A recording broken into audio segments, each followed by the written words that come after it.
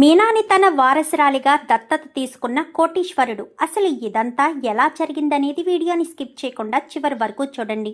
గుండె నిండా గుడిగంటలు అప్కమింగ్ ఎపిసోడ్స్లో ఏం జరగబోతుందో ముందుగా తెలుసుకోవాలి అనుకుంటే వీడియోని లైక్ చేసి ఛానల్ని సబ్స్క్రైబ్ చేసుకుని పక్కనే ఉన్న బెల్ సింబల్లో ఆల్ పై క్లిక్ చేయండి.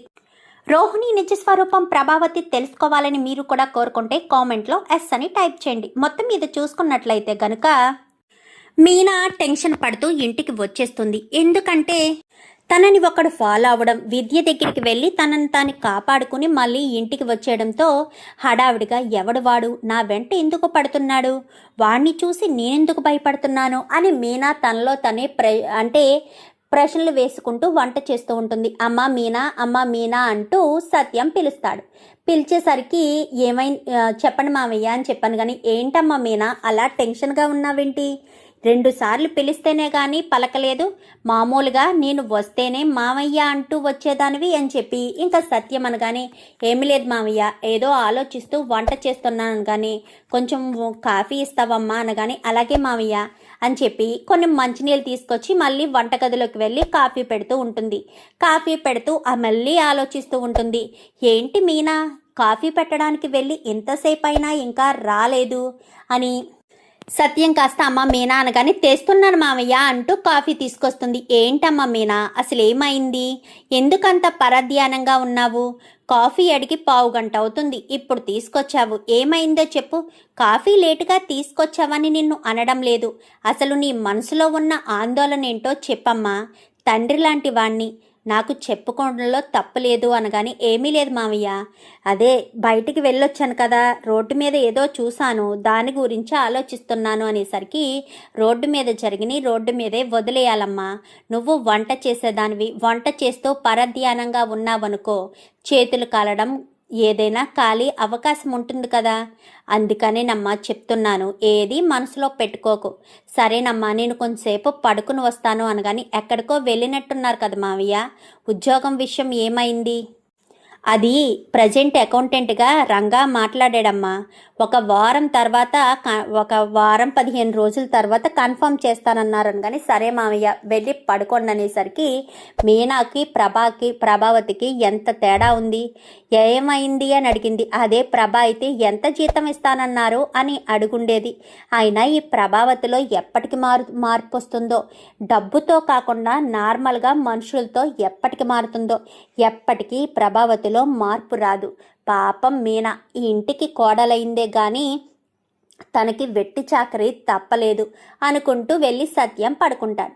సత్యం పడుకునేసరికి మీనా వంట చేస్తూ ఉండగానే బాలు వస్తాడు. మీనా మీనా అని చెప్పాను కానీ ఏంటండి అని చెప్పనేసరికి ఏంటి మీనా అలా ఉన్నావేంటి, మొహమంతా డల్గా ఉందేంటి, నీరసంగా ఉందా, ఎండాకాలం కదా, నెత్తి మీద హెల్మెట్ పెట్టుకుని వెళ్ళాలి, పైగా మధ్యలో కొబ్బరి నీళ్ళు ఒకటి తాగుతూ ఉండాలి, అదే హైడ్రేట్ ఏదో అంటారు కదా, అది అవ్వకుండా ఉంటుంది మీనా అని చెప్పాను. కానీ సర్లేండి ఏం కావాలి అనగానే ఏమీ లేదు కాఫీ కావాలనేసరికి సరే కూర్చోండి అనేసరికి ఇంకా బాలు కూర్చుంటాడు. కూర్చునేసరికి నాన్న వచ్చాడా అనగానే వచ్చారు, ఇప్పుడే పైకి వెళ్ళి పడుకుంటాను అని చెప్పారు అనగానే నాన్నకి వయసులో ఎందుకో అంత కష్టం, నేను చెప్తున్నా వినిపించుకోకుండా ఉద్యోగం అంటూ నాన్న తెగ హైరాణ పడుతున్నాడు, ఉద్యోగం చేయకపోతే నష్టమే ఉంది, నాన్నకు చెప్తుంటే అర్థం కావట్లేదు అని ఇంకా బాలు కాస్త అనుకుంటాడు. మామయ్య గారు ఖాళీగా కూర్చుని ఉండే మనిషి కాదు కదండి,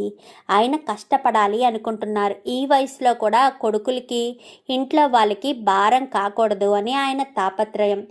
ఎంతమంది ఉంటారు ఇలాగా, అయినా మీరు మామయ్య గారిని అర్థం చేసుకున్నారు, మిగిలిన వాళ్ళు అర్థం చేసుకోవాలి కదా, మీ మనోజ్ అన్నయ్య అయితే మరీ దారుణం అనగానే వాడి ఊసి ఎత్తొద్దు మీనా అంటూ చెప్పేసేసరికి సర్లే కానీ వాడు ఊసంటే గుర్తొచ్చింది, మాదే రాజేష్ కాకుండా ఇంకొకటి ఉంటాడు కదా అని చెప్పాను. కానీ ఎవరు ఏ అన్నయ్య అనేసరికి వాడు అదే వేరే వాడు ఉంటాడు కదా, వాడి పేరు అని చెప్పాను. కానీ మీరు పేర్లు కూడా మర్చిపోతారా, ఏమీ లేదు మీనా, ఎక్కువ నవీన్ ఉన్నాడు కదా, నవీన్కి తమ్ముడు ఉన్నాడంట, నవీనే తన కష్టపడి తమ్ముడిని చదివించి ప్రయోజకుడిని చేసి సాఫ్ట్వేర్ ఉద్యోగం వచ్చేటట్టు చేశాడంట అనేసరికి, మీరు మీ తమ్ముడిని చదివించారు కదా రవిని అనగానే, నేను మా తమ్ముడిని బాధ్యతగానే చదివించాను. మా అన్నే నా డబ్బులు కూడా పట్టుకెళ్ళి మింగేశాడు, నా పెళ్ళం నగలు కూడా దొంగతనం చేసి అమ్మేసుకున్నాడు అనగానే, ఇంకా చాలు చాలు, ఎవరైనా విన్నారనుకోండి పదే పదే ఇదే మాట్లాడుతున్నారని ఇంకా గొడవ చేస్తారు. మామయ్య గారికి అసలే చాలా నీరసంగా ఉంది. ఇంట్లో ఇలాంటి గొడవలు ఏమైనా ఉన్నా, పైగా మీరు కొంచెం వాగుడు కూడా తగ్గించుకోవాలి, లేదంటే మాత్రం చాలా కష్టమండి అనేసరికి, అంటే నా వాగుడే సమస్య అంటున్నావా అనగానే, అది మీరే అర్థం చేసుకోవాలి, మీ వాగుడు సమస్య అనట్లేదు, మీ వాగుడు వల్ల సమస్యలు వస్తాయి అంటున్నాను అని చెప్పి మీనా అంటుంది. సర్లే మీనా, నేను మాట్లాడలే, కొంచెం మౌనవ్రతం చేస్తానని. అమ్మయ్య, నాతో మాత్రమే మాట్లాడండి, ఇంట్లో వాళ్ళతో మౌన వ్రతమే చెయ్యండి అని చెప్పి మీనా అనేసరికి, సర్లే మీనా నేను వెళ్తాను అని బాలు అక్కడి నుంచి వెళ్ళిపోతాడు. ఇంకా మీనా వంట చేసుకుని బయలుదేరి వెళ్తుంది. వెళ్ళేసరికి పూలిచ్చి తిరిగి వస్తూ ఉండగా ఒక చోట ఒక చెట్టుకి కారు గుద్దుకుని ఉంటుంది. కారు గుద్దుకుని ఉండేసరికి, ఇదేంటి కారు ఇలా గుద్దుకుంది, పైగా పొగలు కూడా వస్తున్నాయి, కారులో ఎవరైనా ఉన్నారో ఏంటో అనుకుంటూ గబగబా, అంటే ఆ ప్లేస్లో ఎవరు ఉండరు. మీనా గబగబా వెళ్ళేసరికి ఒక పెద్ద ఆయన, అంటే తాత వయసున్న వ్యక్తి గుండెపోటుతో కొట్టుకుంటూ ఉంటాడు. కొట్టుకుంటూ ఉండేసరికి మీనా హలో హలో అని తలుపులు కొడుతుంది, కానీ అతను తీయలేకపోతాడు. ఇంకా మీనాకేం చేయాలో అర్థం కాక అటు ఇటు చూడడంతో బాలు ఒకసారి కారులో వెళ్ళేటప్పుడు, ఎప్పుడైనా ఎవరికైనా ఏదైనా జరిగితే ఇలా అద్దాన్ని పగలగొట్టి కాపాడాలి మీనా అని చెప్తాడు. చెప్పేసేసరికి, మరి అద్దం పగలకపోతే అనగానే, ఫ్రంట్ అద్దమైనా సరే పగలగొట్టాలి, ఏదో రకంగా పగులుతుంది అని చెప్పనగానే, ఇంకా మీనా ఏం చేస్తుందంటే అద్దాలు పగలగొట్టే ప్రయత్నం చేస్తుంది. ఒక పెద్ద ఇటుక రాయి తీసుకుని పగలగొట్టేసరికి డోర్ ఇలా తీయడంతో ఆయన మీనా చేతుల్లోకి అలా పడిపోయేసరికి, తాతయ్య గారు అంటూ మీనా పక్కనే ఉన్న వాటర్ బాటిల్లో నీళ్లు మొహం మీద కొట్టే ప్రయత్నం చేసేసరికి ఏమీ సెట్ కాకపోవడంతో ఏం చేయాలో అర్థం కాదు మీనాకు. వెంటనే మీనా ఏం చేస్తుందంటే, ఆయన కొంచెం తేలిగ్గా ఉంటారు, గబగబా ఆయన్ని తీసుకుని ఇంకా కింద కూర్చోబెడుతుంది. కింద కూర్చోబెట్టి బండి సెంటర్ స్టాండ్ వేయడం కూడా బాలు నేర్పిస్తాడు. సెంటర్ స్టాండ్ వేసి ఆయన్ని తీసుకొచ్చి బండి మీద కూర్చోబెట్టి సాహసమే చేస్తుంది. ఎందుకంటే ఆ దారిలో ఎవ్వరూ రాకపోవడంతో మీనా ఆ రూట్ని ఎందుకు వస్తుందంటే, చల్లగా ఉంది, ఆ పక్కన బాగా ఎండలు ఎక్కువగా ఉన్నాయి, ఈ పక్క నుంచి అయితే చెట్లు అవి ఉన్నాయి కదా అని ఈ పక్క నుంచి రావచ్చు, పువ్వులు కూడా పైనుంచి రాలుతూ ఉంటే మీనాకు భలే సరదా అనిపిస్తుంది, పైనుంచి ఎవరో పువ్వులు వేస్తున్నట్టుగా గాలికి పువ్వులు రాలుతూ ఉంటాయి. సో అందుకోసమని మీనా ఈ పక్క నుంచి వచ్చేసరికి వెంటనే ఆయన్ని కొంచెం లేపి బండి మీద కూర్చోబెట్టుకుని తన చీర చెంగుని అతని నడుముకి చుట్టి, మొత్తం అతని దగ్గర నుంచి తన నడుముకు చుట్టుకుని కూర్చుని గట్టిగా పట్టుకోండి అన్నట్టుగా తన చేతుల్ని పెనవేసుకుని, అంటే పెద్ద అయినే కదా తాతయ్య వయసు, ఏదో రకంగా కాపాడాలి అనే తాపత్రయం. సో పట్టుకునేసరికి అలాగే స్లోగా పోనిస్తుంది. పోనిచ్చేసరికి పక్కనే హాస్పిటల్ ఉండడంతో బండి హాస్పిటల్ ముందు ఆపి గట్టిగా హార్న్ కొట్టేసరికి గబగబా బయట ఉన్న నర్సులు కంపౌండర్లు వచ్చి స్ట్రెచర్ తీసుకుని లోపలికి తీసుకువెళ్తారు.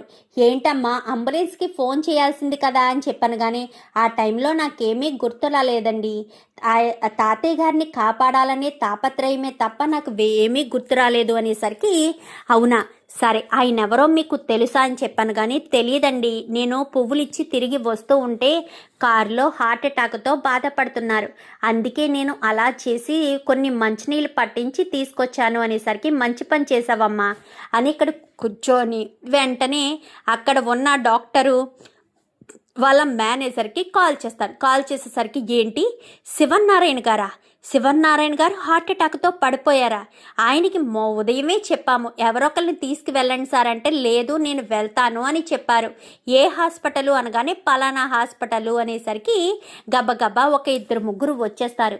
2-3 వచ్చేయడంతో ఏమైంది, ఏం జరిగింది అనుకుంటూ ఇంకా నర్సును అనేసరికి ఇంకో ఆ అమ్మాయే తీసుకొచ్చింది అనేసరికి అవునా అని ఆ ఇంట్లో వాళ్ళ కొడుకులు అలాగే మేనేజరు అందరూ కూడా అంటే ఆయనకి పిఏ మొత్తం అందరూ కూడా వచ్చి ఈ అమ్మాయి అనేసరికి అవునా చాలా థ్యాంక్స్ అమ్మా, మా నాన్నను కాపాడావు, చాలా థ్యాంక్స్ అనగాని అయ్యో ప్రమాదంలో తాతయ్య గారు అలా బాధపడుతూ ఉంటే చూస్తూ ఎలా ఊరుకోగలను, నా సాయి శక్తిలా నేను కష్టపడి తీసుకొచ్చాననేసరికి డాక్టర్ బయటకు వస్తారు. ఇంతకీ ఈ అమ్మాయి ఎలా తీసుకొచ్చిందో తెలుసా మీ నాన్నగారిని, తను బండి మీద ఎక్కించుకుని తన చీర చెంగిని ఆయనకి చుట్టి అది గట్టిగా కట్టుకుని మరీ ఆ అమ్మాయి తీసుకొచ్చింది.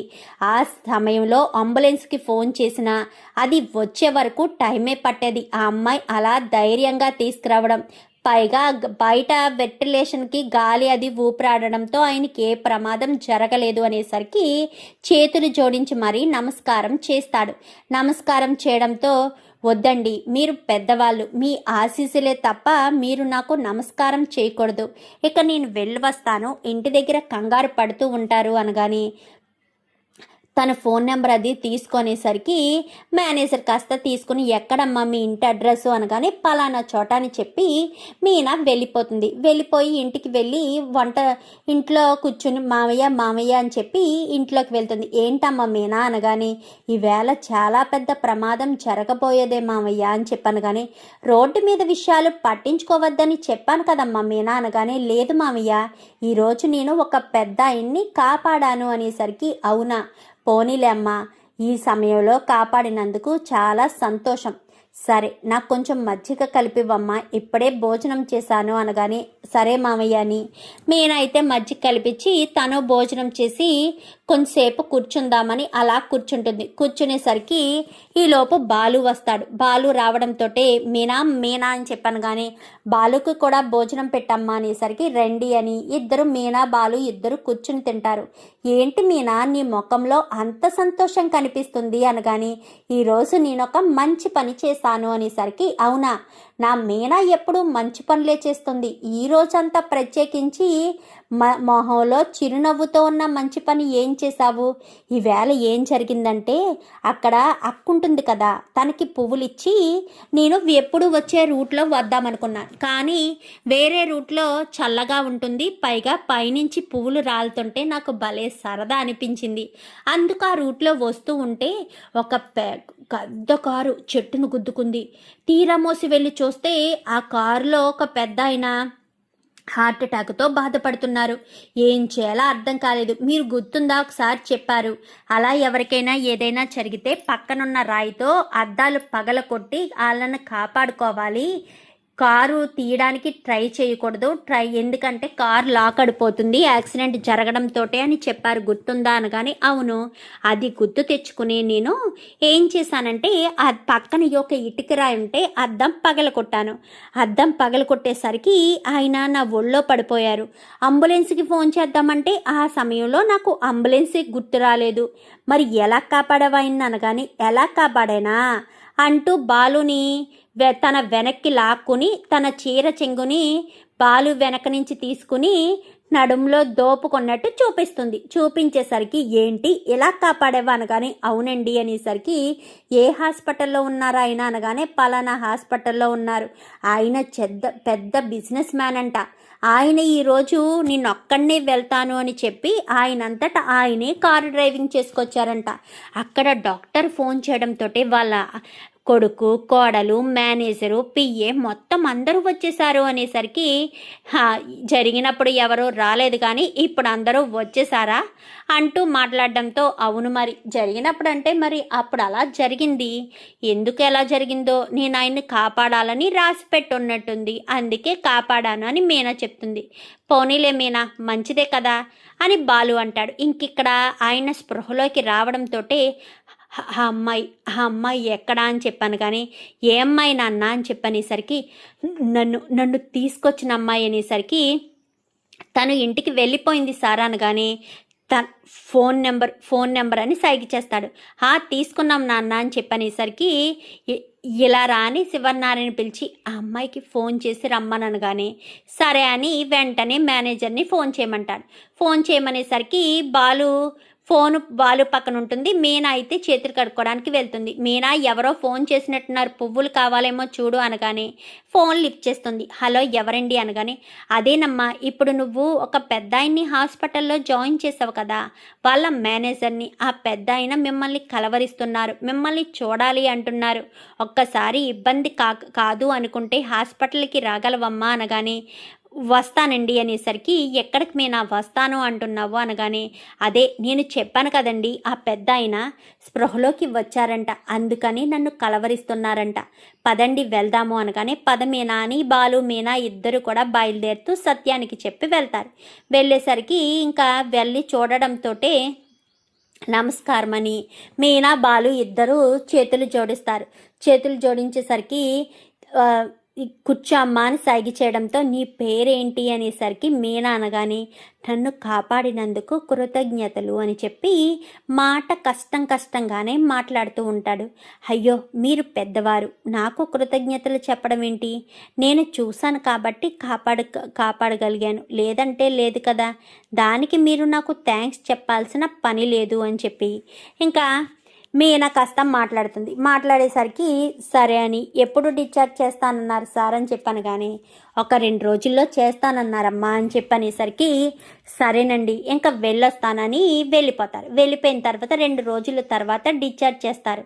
ఆ రోజు ప్రభావతి అందరూ కూడా ఇంట్లోనే ఉంటారు. సత్యానికి కూడా ఉద్యోగం వచ్చేసేసరికి, అమ్మ మీనా ఈరోజు నాకు చాలా సంతోషంగా ఉంది అనగానే, అయితే మీనా నాన్నకి ఉద్యోగం వచ్చింది కాబట్టి మన ఇంట్లో ఈరోజు బిర్యానీ చేసుకోవచ్చు అని చెప్పాను, కానీ సరేనండి అని మీనా కాస్త చెప్పేసేసరికి రవి శృతిని వాళ్ళని రమ్మనగానే, మధ్యాహ్నానికల్లా వచ్చేస్తాము మేము భోజనానికి అని రవి శృతి చెప్తారు.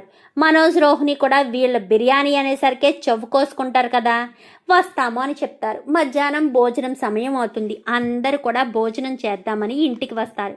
ఇంటికి వచ్చేసరికి ఒక గబగబా ఒక 3 కార్లు వచ్చి ఇంటి ముందు ఆగుతాయి.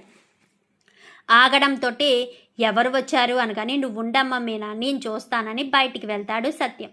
బయటికి వెళ్ళేసరికి, ఎవరండి అని చెప్పాను, కానీ మీనా వాళ్ళ ఇల్లు అనేసరికి, మీనా నా కోడలే, తన ఇల్లు ఇదే, రెండు లోపలికి అని లోపలికి తీసుకొచ్చేసరికి వీళ్ళిద్దరు కూర్చుంటారు. పెద్ద ఆయన కూర్చుంటాడు. నమస్కారం తాతయ్య గారు, ఇప్పుడు మీ ఆరోగ్యం ఎలా ఉంది? మామయ్య ఆ రోజు నేను కాపాడాను అని చెప్పాను కదా, ఈ తాతయ్య గారిని అనేసరికి, అవునా ఇప్పుడు మీ ఆరోగ్యం ఎలా ఉంది సార్, బాగానే ఉందా? మా మీనా ఆ రోజే చెప్పింది, ఆ తాతయ్య గారికి చాలా పెద్ద ప్రమాదం జరిగింది మామయ్య అని చెప్పి, నేనే తీసుకువెళ్ళి జాయిన్ చేశాను మామయ్య అని చెప్పింది. ఇప్పుడు అంతా కులాసానే కదా అని చెప్పి ఇంకా సత్యం పలకరిస్తాడు. అంతా బాగానే ఉంది. అరే దశరథ అంటూ పిలిచేసరికి, ఏంటి నాన్న అని చెప్పాను, కానీ ఆ పేపర్స్ అనేసరికి, ఇవిగో నాన్న అని చెప్పి, అమ్మ మీనా ఇలా రామ్మా అని చెప్పాను, కానీ మీనా కాస్త వచ్చి ముందు నించుంటుంది. మీనా పక్కన ప్రభావతి నిలబడుతుంది. అమ్మ మీనా, నువ్వు నన్ను కాపాడావు అన్న కృతజ్ఞతతో నేను డబ్బు ఇవ్వట్లేదు, డబ్బు ఇచ్చి నా ప్రాణం విలువ ఎంత అని నేను చెప్పలేను, నువ్వు నాకు చేసిన సహాయానికి వెల కట్టలేను, నా చిన్న కానుక అని చెప్పాను, కానీ ఏంటి సార్ ఇది అని చెప్పి మీనా అనేసరికి, నా ఆస్తిలో సగభాగం నా కొడుకుకు రాశాను, నా కొడుకుకు రాసిన తర్వాత మిగిలిన సగభాగం నీకు రాసిస్తున్నాను అనగానే ఒక్కసారిగా షాక్ అయిపోతారు అక్కడున్న వాళ్ళంతా. మీనా, ప్రభావతి ఇంకా రోహిణి, మనోజ్ అయితే ముందే అలా ఆశ్చర్యపోయి నోర్లు వెళ్ళబెడతారు.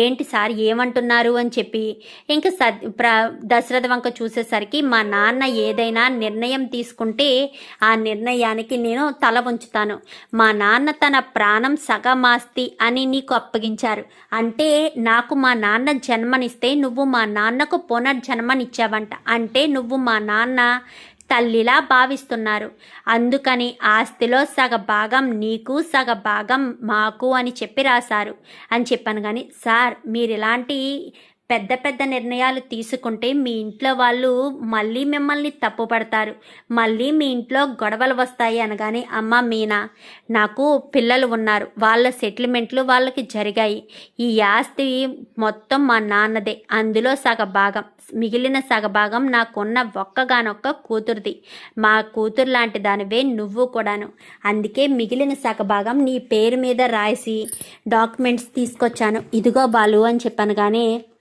వద్దు సార్, మాకు ఇవేమీ వద్దు, మీరు ఆరోగ్యంగా ఉన్నారు అది చాలు అనగానే, లేదు లేదు, మీరు కనుక తీసుకోకపోతే నేను చాలా బాధపడతాను, నేను బాధపడితే ఏం జరుగుతుందో నీకు తెలుసు కదా మీనా, మళ్ళీ నాకు హార్ట్అటాక్ వస్తుంది, ఈసారి కాపాడడానికి నువ్వు వస్తావో రావో అనగాని, అయ్యో తాతయ్య గారు అంత పెద్ద మాట అనొద్దు, మీరు క్షేమంగా ఉన్నారు, అంతకు మించిన సంతోషం నాకు ఏమీ లేదు అనేసరికి, అది కాదమ్మా మీనా, నా మాట కాదనుకో అని చెప్తున్నాను కదా, దయచేసి నా బాధను అర్థం చేసుకో, నేను నీకు ఆస్తి రాసివ్వాలని నిర్ణయం తీసుకున్నాను.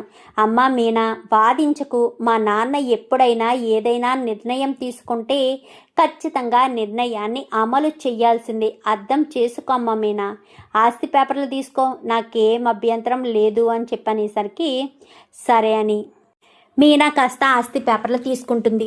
రోహిణి ఒక్కసారిగా షాక్ అయిపోతుంది. ఎందుకంటే ఇప్పుడు శృతి కోటీశ్వరరాలు, ఇప్పుడు మీనా ఆ పెద్ద ఆయన అంటే శివనారాయణ గారంటే చాలా పెద్ద మనిషి, ఆ మనిషి ఆస్తిలో సగం ఆస్తి మీనాకి వచ్చింది అంటే ఆటోమేటిక్గా మీనా కూడా కోటీశ్వరరాలు అయిపోతుంది.